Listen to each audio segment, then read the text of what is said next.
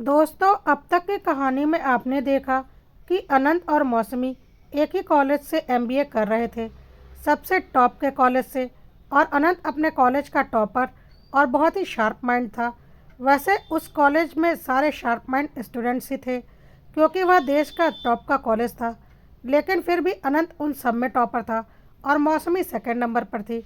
मौसमी और अनंत के बीच में धीरे धीरे प्यार का रिश्ता कायम हो गया था और दोनों अपनी पढ़ाई खत्म होने के बाद लाइफ में सेटल हो जाने के बारे में और एक दूसरे से शादी करने के बारे में सोच रहे थे।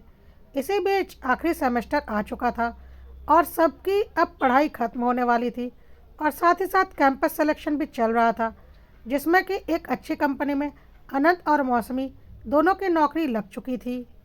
अब लास्ट सेमेस्टर का लास्ट एग्ज़ाम था और साथ ही लास्ट एग्ज़ाम के दिन ही इन सब की ड्रीम कंपनी और इंडिया के टॉप की कंपनी भी इंटरव्यू के लिए आने वाली थी और वह उस कॉलेज से सिर्फ एक कैंडिडेट को अपनी कंपनी के लिए फाइनल करती। इसके लिए ज़ोर शोर से सारे स्टूडेंट तैयारी कर रहे थे और उस दिन मौसमी अनंत के घर पर ही उसके साथ तैयारी करने के लिए आ गई थी। लेकिन रात में पता नहीं कैसे अनंत ने अपने ऊपर काबू खो दिया था और मौसमी के साथ फिजिकल हो गया था, जो कि नहीं होना चाहिए था। इस वजह से दोनों बहुत टेंशन में थे। मौसमी बहुत रो रही थी और अनंत भी बहुत परेशान था, लेकिन वह मौसमी को दिलासा दे रहा था कि इतना परेशान होने की कोई ज़रूरत नहीं, मुझसे गलती हो गई और मैं इस गलती को सुधारूंगा। बस अब तो कल आखिरी एग्ज़ाम है और फिर हमारी नौकरी पक्की है, फिर हम जल्द से जल्द शादी कर लेंगे। लेकिन ख़राब मूड की वजह से अनंत के एग्ज़ाम का पेपर और इंटरव्यू दोनों ही कुछ खास अच्छा नहीं हुआ और फिर रिज़ल्ट आया जिसमें कि मौसमी ने कॉलेज में टॉप किया था, ना कि अनंत ने। और साथ ही साथ उस टॉप की कंपनी में भी मौसमी की जॉब लगी थी। अनंत उसे क्वालिफाई भी नहीं कर पाया था। अनंत बहुत खुश था मौसमी के लिए और अब वह उससे शादी की बात करने के लिए गया, लेकिन मौसमी ने उसे धुतकार दिया और बोला कि वह अपने लेवल के किसी लड़के से शादी करेगी, ना कि अनंत जैसे लूज़र से, क्योंकि अनंत ने ना ही कॉलेज टॉप किया है और ना ही उसकी टॉप की कंपनी में जॉब लगी है। अनंत ने बोला, लेकिन हमारे बीच में जो कुछ भी हुआ, वाह, तुम तो मुझे प्यार करती थी ना। मौसमी ने बोला, मैं तुमसे कोई प्यार नहीं करती थी और हमारे बीच कुछ भी नहीं हुआ था। मुझे पता था कि मैं तुम्हें सीधे तरीके से कभी कम्पीट नहीं कर पाऊंगी, इसलिए मैंने तुमसे प्यार का नाटक किया था और उस दिन हमारे बीच कुछ भी नहीं हुआ था। सिर्फ और सिर्फ तुम्हें नींद की दवाई खिलाकर मैंने तुम्हें गहरी नींद में सुला दिया था और फिर मैंने तुम्हें जो कुछ भी बोला तुमने उसे सच मान लिया। अनंत यह सब सुनकर हैरान हो गया, क्योंकि आत्मग्लानि की वजह से ही उसने अपना इंटरव्यू और अपना एग्ज़ाम दोनों ख़राब किया था, जिसकी वजह से ना उसकी नौकरी उसकी ड्रीम कंपनी में लग पाई थी और ना ही वह कॉलेज में टॉप कर पाया था और मौसमी ने उसे धोखा देकर निकल चुकी थी। अनंत को अपनी गलती का एहसास हो चुका था और वह दुखी मन से अपने घर की ओर वापस चल पड़ा था। आइए देखते हैं आगे क्या हुआ। अनंत अपने घर पहुंच चुका था। अनंत के मम्मी पापा अनंत के इस बार के रिजल्ट से बहुत दुखी थे। उन्हें यकीन नहीं हो रहा था कि बचपन से लेकर आज तक जो लड़का हर जगह टॉप करता आया है, वह अपने आखिरी एग्ज़ाम में कैसे टॉप नहीं कर पाया। साथ ही साथ वह अपने ड्रीम कंपनी का इंटरव्यू भी नहीं निकाल पाया।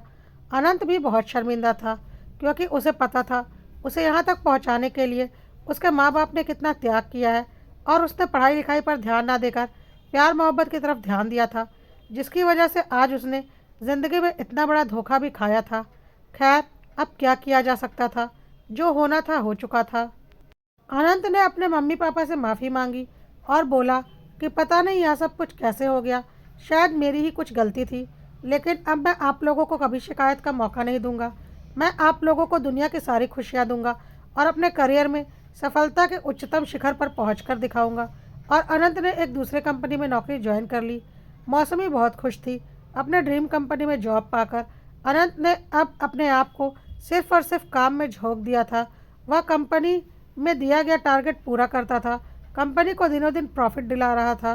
कोई भी एम्प्लॉय कंपनी में ऐसा नहीं था जो अनंत जैसा हार्ड वर्किंग हो।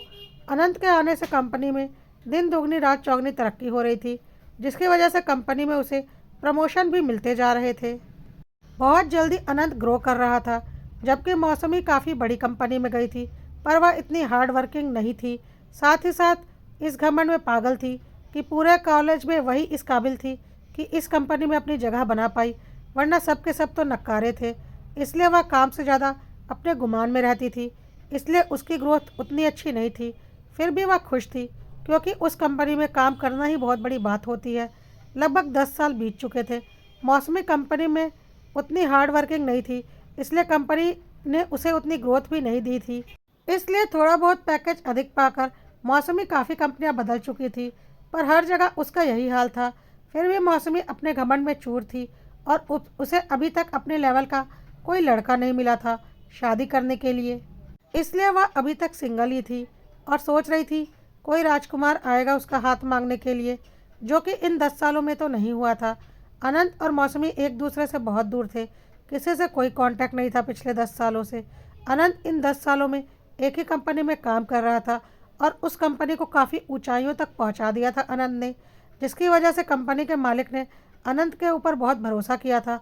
उन्हें पता था कि अनंत उनकी कंपनी को हमेशा अच्छा ही अच्छा देगा, और अनंत ने भी सोच लिया था कि जिस कंपनी ने उसे इतना कुछ दिया है, उस कंपनी को वह छोड़कर कभी नहीं जाएगा, चाहे कुछ भी हो जाए। इस बीच अनंत के लिए बड़ी बड़ी कंपनियों से ऑफ़र आए थे, पर अनंत ने हर ऑफ़र रिजेक्ट कर दिया था, क्योंकि उसकी हर डिमांड इसी कंपनी में पूरी होती जा रही थी और अनंत अपनी कंपनी में काफ़ी हायर पोस्ट पर था। उधर मौसमी को अभी तक कोई खास ग्रोथ नहीं मिली थी, इसलिए वह एक बार फिर अपनी कंपनी चेंज करना चाहती थी और मौसमी ने थोड़े ज़्यादा पैकेज पर एक नई कंपनी में इंटरव्यू दिया था, जिसमें कि उसका सिलेक्शन हो गया था। मौसमी ने अपनी पुरानी कंपनी से रिज़ाइन कर दिया था। 10 साल हो गए थे मौसमी को नौकरी करते हुए, लेकिन मौसमी ने अपने काम करने का तरीका थोड़ा भी नहीं बदला था।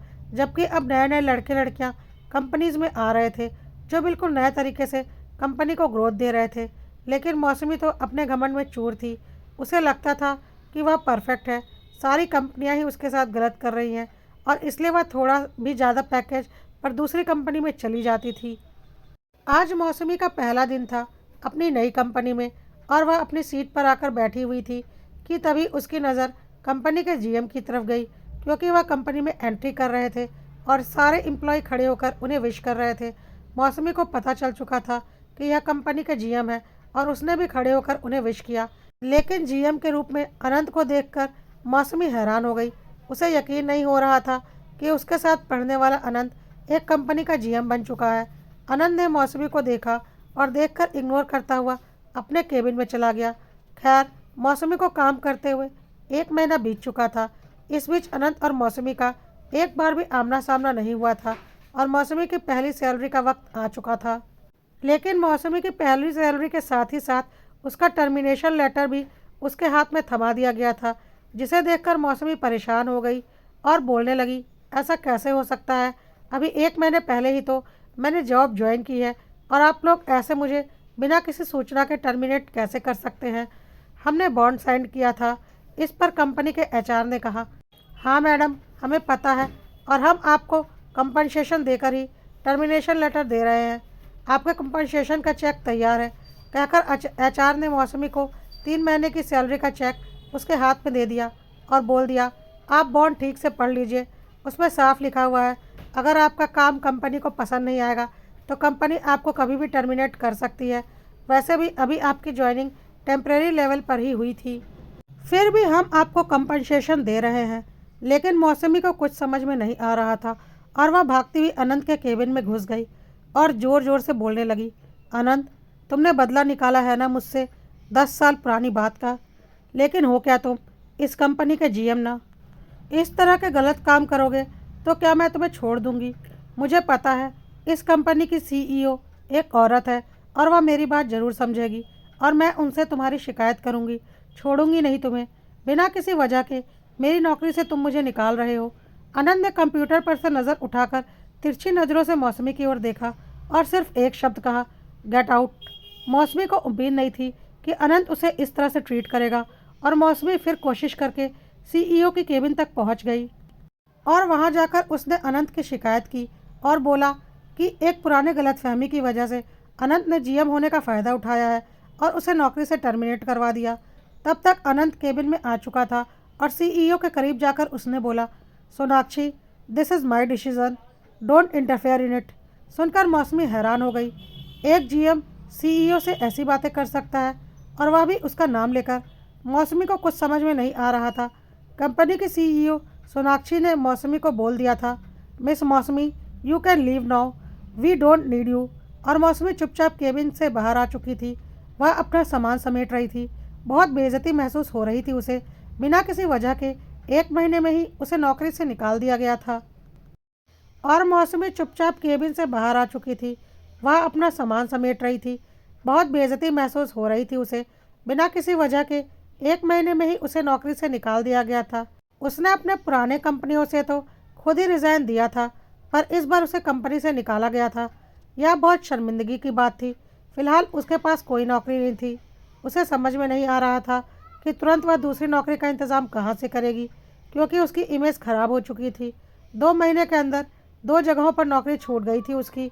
यह बहुत बड़ी बात थी और मार्केट में यह बातें छुपती नहीं हैं। कंपनी से उसे 1 ही महीने से निकाल दिया गया था।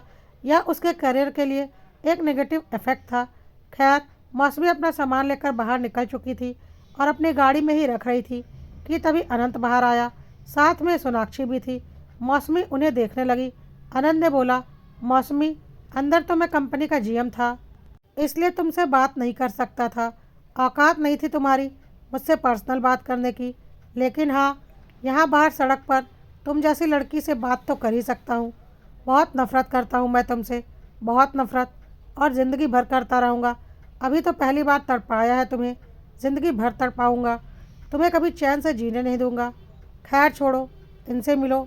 सोनाक्षी, इस कंपनी की सीईओ और मेरी वाइफ। सुनकर मौसमी हैरान हो गई। आनंद ने बोला, तुमने कहा था ना अपने लेवल की किसी लड़की से शादी कर लेना। देख लिया मेरा लेवल। इस कंपनी के ओनर मिस्टर शुभंकर मेरे ससुर जी हैं, और जब मैं इस कंपनी में आया था ना, जी जान लगा दिया था मैंने, क्योंकि तुम्हारे से चोट खाया हुआ था और दिन रात एक करके मैंने खुद को काम में झोंक दिया था, जिसका फ़ायदा कंपनी को मिल रहा था। मैंने इन 10 सालों में कंपनी को बहुत प्रॉफिट और ग्रोथ दिया है, और मेरी काबिलियत को देखते हुए मिस्टर शुभंकर ने अपनी इकलौती बेटी सोनाक्षी और मेरे रिश्ते की बात की थी, क्योंकि उनका कहना था उनके बाद इस बिज़नेस को सोनाक्षी को ही संभालना है, और अगर सोनाक्षी को जीवन साथी के रूप में मेरा साथ मिल जाएगा तो हम दोनों मिलकर इस बिज़नेस को तरक्की की ऊंचाइयों तक पहुंचाएंगे। और ऐसा ही हो रहा है। पिछले 3 साल से मैं और सोनाक्षी पति पत्नी हैं, और हमने अपने बिज़नेस को ऊंचाइयों पर पहुंचा दिया है और आगे भी पहुंचाते रहेंगे। लेकिन हाँ, सोनाक्षी तुम्हारे जैसी नहीं है, तुमसे बहुत ज़्यादा हाई लेवल की है, और इतनी अमीर होने के बाद भी उसमें कोई घमंड नहीं है, और वह अपने जीवन साथी के रूप में मुझे पाकर खुद को खुश नसीब समझती है। और मैं भी सोनाक्षी को पाकर खुद को बहुत खुश नसीब समझता हूँ कि मैं तुम्हारे चंगुल से वक्त पर छूट गया और सोनाक्षी मेरे जीवन में आ गई, वरना अगर मैं तुम्हारे चंगुल में फंस जाता तो पता नहीं मेरा क्या होता। कहते हैं ना, जो होता है अच्छे के लिए होता है। शायद तुमने अपनी असलियत नहीं दिखाई होती तो मैं यहाँ नहीं होता, और सोनाक्षी मेरी ज़िंदगी में नहीं होती, बल्कि शायद एक घटिया लड़की मेरी ज़िंदगी में होती, जिसने अब तक मेरी और साथ ही साथ मेरे माँ बाप की भी ज़िंदगी बर्बाद कर दी होती। लेकिन हाँ, मेरे दिल के किसी कोने में हमेशा एक दर्द था, और वह दर्द हमेशा मुझे याद दिलाता था कि मुझे मौसमी नाम की एक घटिया लड़की से बदला लेना है। और देखो, किस्मत ने मुझे खुद ही मौका दे दिया। तुम मेरी ही कंपनी में आ गई, और हाँ, तुम्हारी कोई गलती नहीं थी, फिर भी मैंने तुम्हें टर्मिनेट किया, और इस बात का मुझे थोड़ा भी अफसोस नहीं। तुम जैसे घटिया लड़की के साथ यही होना चाहिए, और सोनाक्षी को सब कुछ पता है। और हाँ, कान खोल कर सुन लो, तुम्हारी पुरानी कंपनी में तो अब तुम्हारी नौकरी लगने से रही, और इस कंपनी से तुम्हें धक्के मारकर निकाल दिया गया है। और आगे तुम जिस भी कंपनी में काम के लिए जाओगी ना, मैं पूरी कोशिश करूँगा कि वहाँ भी तुम्हारी नौकरी ना लगे, और अगर लग भी जाए तो इसी तरह से 1 महीने में तुम्हें धक्के मारकर वहाँ से भी निकाल दिया जाए। और हाँ, सुना है तुमने अभी तक शादी नहीं की। क्या तुम्हें आज तक तुम्हारे लेवल का कोई लड़का नहीं मिला? मौसमी बहुत गुस्से में अनंत की तरफ देख रही थी। अनंत ने बोला, टेंशन मत लो, वह सामने रेस्टोरेंट देख रही हो, मेरा ही रेस्टोरेंट है। एक नया बिजनेस स्टार्ट किया है मैंने।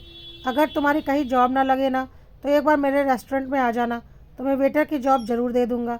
इतनी काबिलियत तो है तुम्हारे में। वैसे तो तुम मेरे रेस्टोरेंट के वेटर के लेवल की भी नहीं हो, लेकिन क्या करूँ, पुरानी जान पहचान है तो थोड़ा बहुत कॉम्प्रोमाइज़ कर सकता हूँ, क्योंकि अब तो मैंने सोच लिया है कि तुम्हारा लेवल उससे ऊपर उठने नहीं दूँगा। कहकर अनंत अपनी गाड़ी की तरफ मुड़ गया और अपनी गाड़ी का दरवाज़ा खोल दिया सोनाक्षी के बैठने के लिए और खुद ड्राइविंग सीट की तरफ जाने लगा, गाना गुनगुनाते हुए। अपनी खुदगर्जी का अंजाम देखेगी, ठुकरा कर मेरा प्यार, मेरा इंतकाम देखेगी। अनंत अपनी गाड़ी लेकर चला गया था और मौसमी चुपचाप खड़ी उसे देख रही थी।